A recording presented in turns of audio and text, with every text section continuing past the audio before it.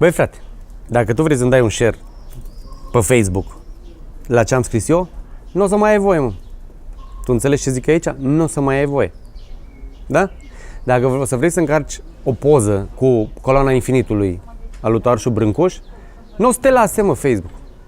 Nu o să te lase pentru că încalci drepturile de autor. În esență, v-am zis numai așa două exemple, în esență o imbecilitate. Cui ajută, frate? Pe cine ajută? Eu n-am găsit pe unul care să ajute, pe toată lumea încurcă. Pe toată lumea încurcă.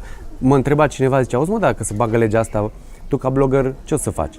Păi eu ca blogger îți dau mai mult bani la Facebook, asta o să fac. Că materialele mele, care unele, că mă laud acum, au 1000 de share-uri, nu o să mai poată să aibă 1000 de share-uri. Și atunci eu ce să fac? Bag bani în Facebook.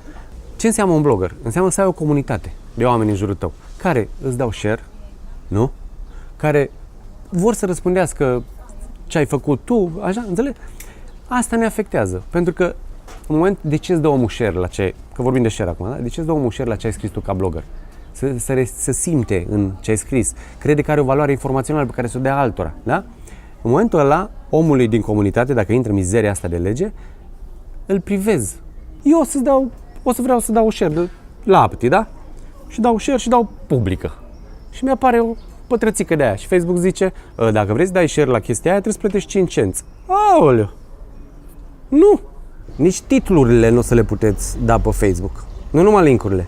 Asta e o milogeală. Legea asta e o milogeală din partea publisherilor. Dă și mie Facebook, un cent, dă și mie acolo, să am și eu de cafea. Asta e. Că e absolut legal să faci ce faci pe internet, cu excepția, și vine un fluviu întreg.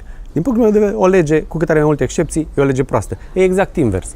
Tot ce faci tu pe internet e ilegal, da? Pentru că, asta îmi zice legea asta. N-ai voie să faci aia, n-ai voie să faci aia, n-ai voie să faci aia, n-ai voie să faci aia.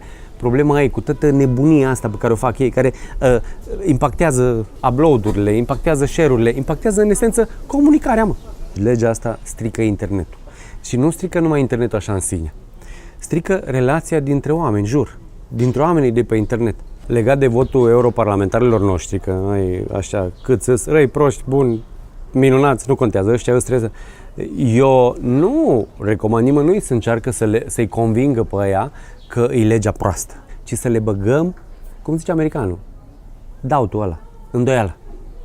Cumva, fii atent, vezi că alea s-ar putea să fie nașpa, pune-și tu o întrebare, bagă-și tu un pic contra, nu trebuie să-l radicalizezi. Dar dacă nu-i dai nici argumente cu care să meargă, adică eu nu înțeleg internetul și tu încerci să mă bat cu unii care îmi explică cu Creative Commons License și URL-uri și de alea și nu știu ce, stau ca pe pundău acolo ca politician și zic, șeful, cum votăm aici, mâncați așa? Nu, bine, nu. Dar dacă îi dau argumente, intră omul, dar stați un pic, dar cum este cu, mă înțelegeți? Opa! Noi nici nu existăm în ecuația asta, asta e trist.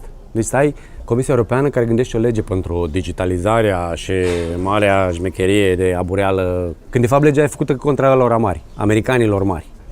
Dragă utilizator simplu de internet, dacă o să treacă legea asta, o să vezi că lumea asta, bula ta de pe Facebook și din social media, nu o să mai fie la fel, nu o să-ți mai placă.